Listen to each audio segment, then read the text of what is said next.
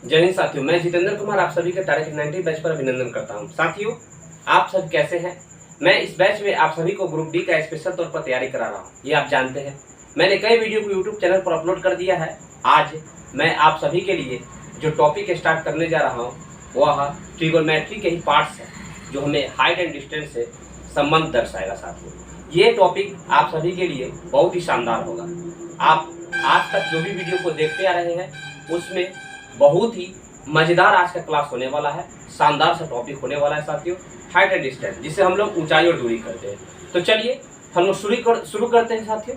ठीक है, आप हमारे साथ शुरू से अंत तक जुड़े रहिएगा। हाँ, इससे पहले आप हमारे चैनल पर नए व्यूअर हैं तो पहले चैनल को भी सब्सक्राइब कर लीजिए। यदि अभी तक आपने नहीं किया है तब एक बार करना है चैनल सब्सक्राइब।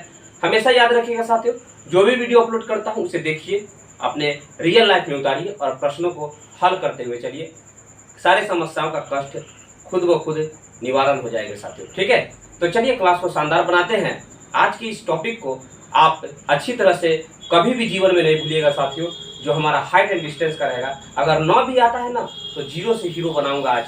जरा सा आप हमारे साथ तो जुड़े रहिए, शुरू से अंत तक रहिएगा। देखिएगा साथियों, ये हमारा जो टॉपिक है ऊंचाई एवं दूरी, ठीक है, जिसको अंग्रेजी में हम लोग बोलते हैं हाइट एंड डिस्टेंस। साथियों, बात रह गई इस टॉपिक को समझने से पहले कुछ बेसिक बातों की। तो बेसिक बातें वह बातें जिसे हम लोग बचपन से पढ़ते आए थे, क्लास 10th में आपने पढ़ा होगा हाइट एंड डिस्टेंस। उसकी एक झलक मैं आपको सामने प्रस्तुत करना चाहता हूँ। आप हमारे साथ अच्छी तरह से जुड़े रहिए, अपनी भावनाओं को हमसे जोड़ के रखिए और देखिए कि कैसा शानदार क्लास बनता है। इसमें 2 बातों की चर्चा होती है साथियों हाइट एंड डिस्टेंस में। एक होता है एंगल ऑफ एलिवेशन, ठीक है, एलिवेशन, और एक होता है angle of depression. Angle of elevation क्या होता है? तो एंगल ऑफ एलिवेशन का मतलब होता है उन्नयन कोण, और एक होता है एंगल ऑफ डिप्रेशन जिसका मतलब होता है अवनमन कोण। साथियों, ये होता क्या है, जरा सा चर्चा करते हैं इसके बारे में। क्या ध्यान दीजिएगा, देखिएगा। मान लेते हैं हम यदि नीचे से, सपोज कीजिए कि हम यहाँ पे हैं या आप में से कोई भी ऐसा व्यक्ति यहाँ पे है, ठीक है, और वह नीचे से अगर ऊपर रखी किसी वस्तु को देख रहा है, ठीक है ना, नीचे से ऊपर की ओर किसी वस्तु को देख रहा है, तो यहाँ पर जो नीचे से ऊपर की ओर जो वस्तु होती है ना, उसे देखने के लिए जो हमारी आंखों के सामने जो कोण बनता है ना, यही कोण जो होता है ना वह उन्नयन कोण होता है। कौन सा कोण होता है साथियों? उन्नयन कोण, उन्नयन कोण होता है, ठीक है ना। कौन सा होता है? उन्नयन कोण, ठीक है। जैसे मान लीजिए उन्नयन का मतलब क्या है?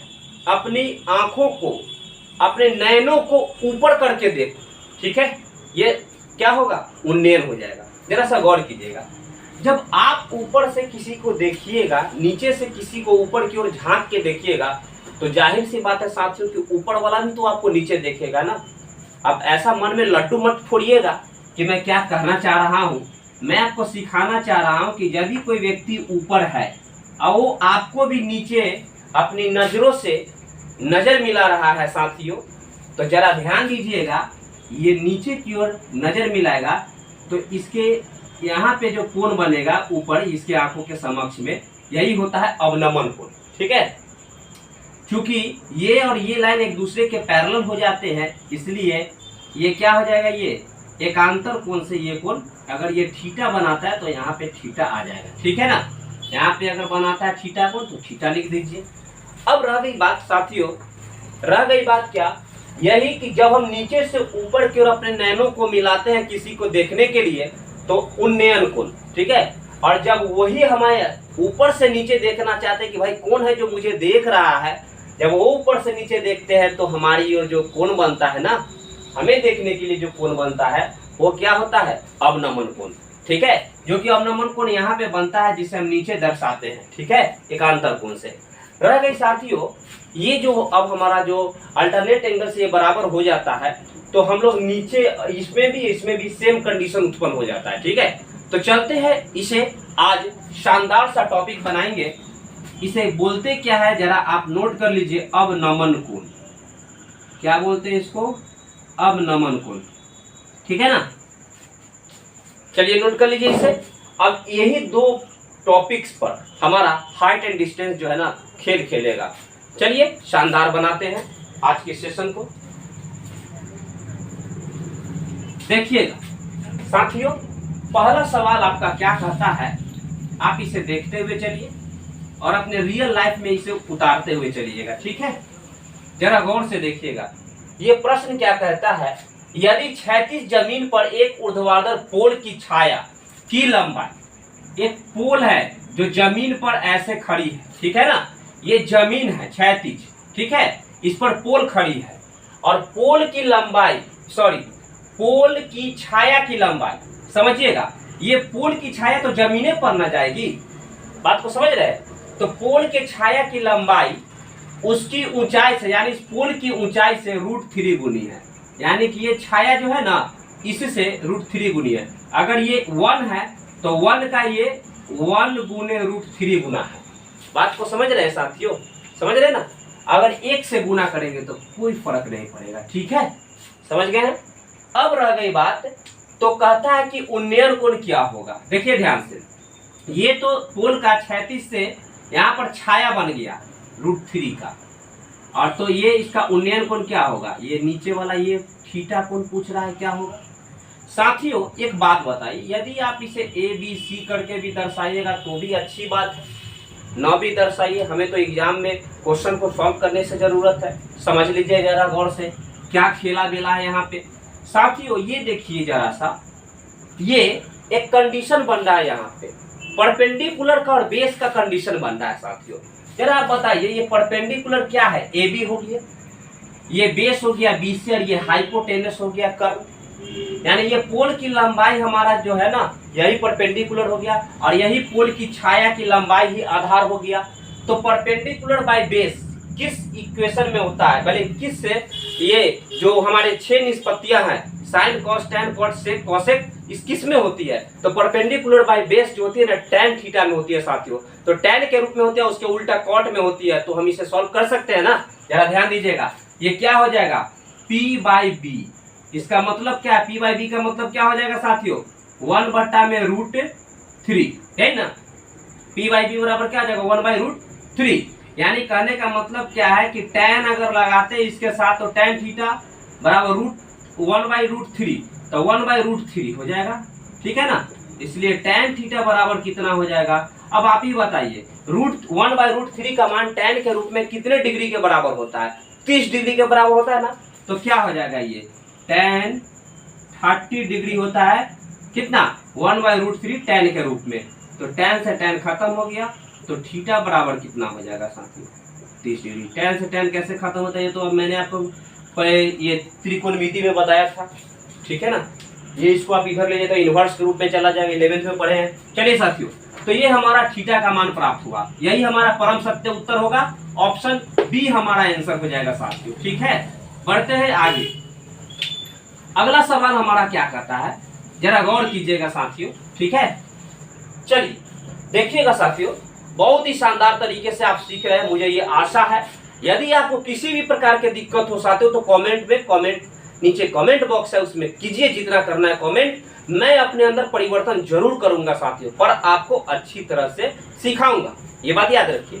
चलिए साथियों, हमारा पहला सवाल जो था ना बहुत इंटरेस्टिंग था, ये हमारा आंसर आ गया, ठीक है। अब हमारा सेकंड सवाल क्या कहता है कि समतल मैदान में एक पतंग 7.5 मीटर की ऊंचाई पर उड़ रही है। साथियों ये बताइए एक बात, ये समतल क्या कह रहा है, समतल पर ना 7.5 है कि 75 मीटर है, जरा सा इसे क्या बोलते हैं, 75 मीटर, अच्छा देख लेते हैं, ठीक है, बना करके देखते हैं क्या होता है इसका कंडीशन। समतल मैदान में देखिएगा साथियों, चलिए भाई समतल मैदान है, एक पतंग 7.5 मीटर की ऊंचाई पर, 7.5 मीटर की ऊंचाई पर उड़ रही है, जो 60 डिग्री पर अनुप्रस्थ, समझिएगा साथियों, 60 डिग्री पर अनुप्रस्थ झुके धागे से जुड़ी है।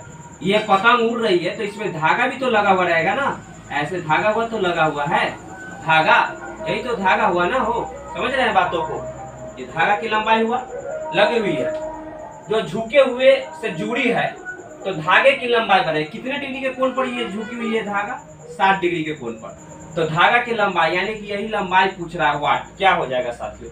अब जरा बताइए, ये परपेंडिकुलर बाई हाइपोटेनस, तो परपेंडिकुलर बाई हाइपोटेनस ये किस में होता है? साइन थीटा में होता है कि नहीं होता है? सो बताइए, साइन थीटा में होता है। तो perpendicular by hypotenuse sine theta में होता है साथियों, यानी कि साइन 60 डिग्री बराबर परपेंडिकुलर बाई हाइपोटेनस। हाइपोटेनस को x मान लीजिए, ठीक है ना। अब आप बताइए साथियों क्या हो जाएगा? ये p/h। अब बताइए कि साइन 60 डिग्री का मान कितना होता है? √3/2। समझ रहे हैं साथियों? जरा गौर दीजिए, गौर से देखिएगा। ये 7.5 का मतलब क्या होगा? जरा देखिएगा, ये हो जाएगा 7, ये 75 बट्टा में x इंटू में 10 हो जाएगा, ठीक है। दशमलव हटाते हो, बट्टा में 1 पर, एक वो 0 पर जाएगा, दशमलव के बाद 1 अंक, इसीलिए अब गुना है x कर दिए हमने। अब बताइए, हम इसको काटना चाहते हैं, 2 से कट जाएगा, कितना बार में? ये 5 बार में कट जाएगा, ठीक है ना। अब आप बताइए जरा सा, हम इसे क्रॉस मल्टीप्लीकेशन करें साथियों, जरा सा गौर से देखिएगा। जब हम क्रॉस मल्टीप्लीकेशन करेंगे तो 5√3x बराबर में 75, तो इसलिए x बराबर कितना हो जाएगा? 75 बट्टा में 5√3, ये कट जाएगा 5 से, 15 × 5 = 75। ये क्या हो जाएगा साथियों? 15 बट्टा में √3, तो परिमेयकरण कर दीजिए, √3 से ऊपर भी गुना, √3 से नीचे भी गुना, ये आ जाएगा 15√3 बट्टा में √3 गुने √3 √9। √9 का स्क्वायर रूट बाहर निकलेगा कितना? 3, तो 3 आ जाएगा यहाँ पे, तो 3 से कट जाएगा ये 5 बार में, यानी हमारा आंसर क्या आ जाएगा साथियों? 5√3। यही हमारा परम सत्य उत्तर होगा, ठीक है। नहीं समझे? अगर नहीं समझे साथियों तो एक बार मैं फिर से आपको समझाऊं, मैं चाहता हूं, देखिएगा जरा ध्यान से। समतल मैदान से एक पतंग 7.5 मीटर की ऊंचाई पर उड़ रहा है।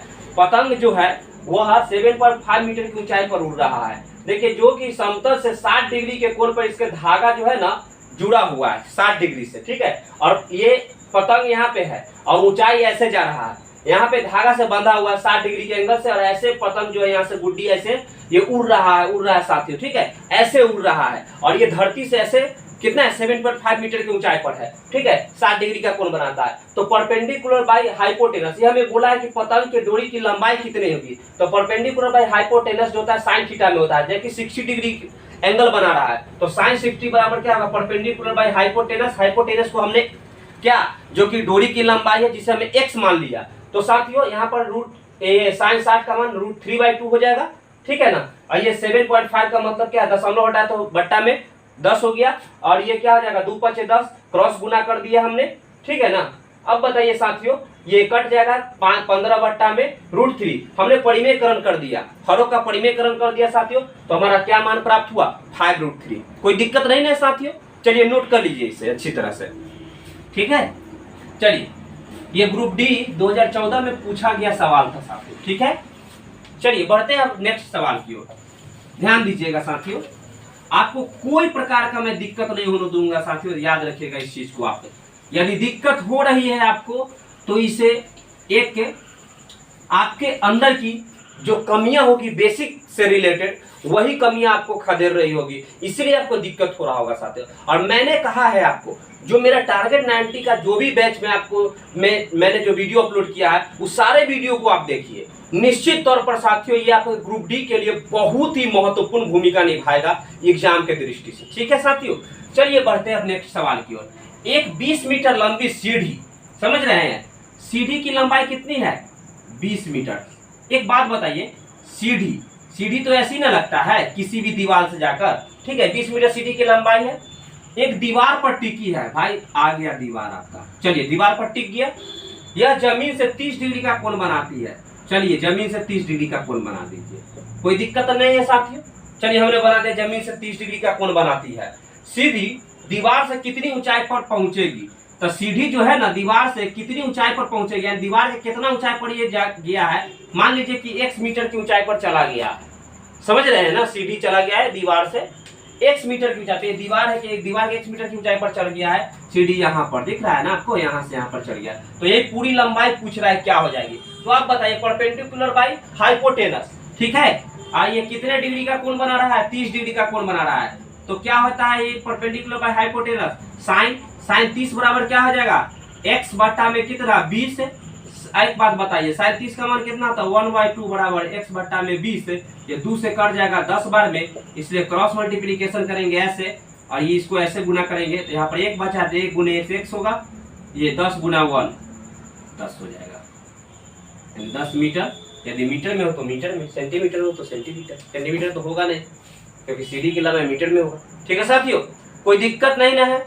मुझे आशा है साथियों आपको दिक्कत नहीं हो रहा है। यदि अगर साथियों मैं आपको कहना चाहता हूँ, यदि मेरा वीडियो से आप लाभान्वित हो रहे हैं तो मेरे वीडियो को आप लाइक कीजिए, शेयर कीजिए और चैनल को सब्सक्राइब कीजिए साथियों। दोस्तों तक इसे पूरी तरह से शेयर कर दीजिए साथियों, अच्छी तरह से साथियों। मैं आपके लिए बहुत मेहनत कर रहा हूं और आपका भी फर्ज बनता है साथियों कि आप अपने गुरु का आदर सम्मान करें और उन्हें उनके ऊंचाइयों तक पहुंचाएं। तो साथियों मैं आपसे यही विनती करूंगा कि आप मेहनत कीजिए, प्रयास कीजिए, सफलता आपको एक दिन निश्चित तौर पर मिलेगी साथियों। क्योंकि जो इंसान हमेशा लगा रहेगा ना किसी क्षेत्र में, उसे सफलता मिलनी ही मिलनी है। हमेशा याद रखिएगा कि तालाब का पानी सड़ जाता है क्योंकि वो स्थिर रहता है, परंतु नदी का पानी जो रहता है, समुद्र का पानी, ये सड़ता नहीं है क्योंकि ये बहते रहती है, हमेशा निरंतर यह प्रयास करते रहती है और बड़े से बड़े चट्टानों को तोड़ते हुए अपने मंजिल तक पहुंच जाती है साथियों। तो आप क्यों नहीं पहुंच सकते हैं?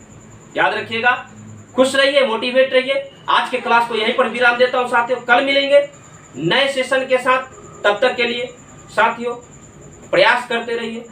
जय हिंद।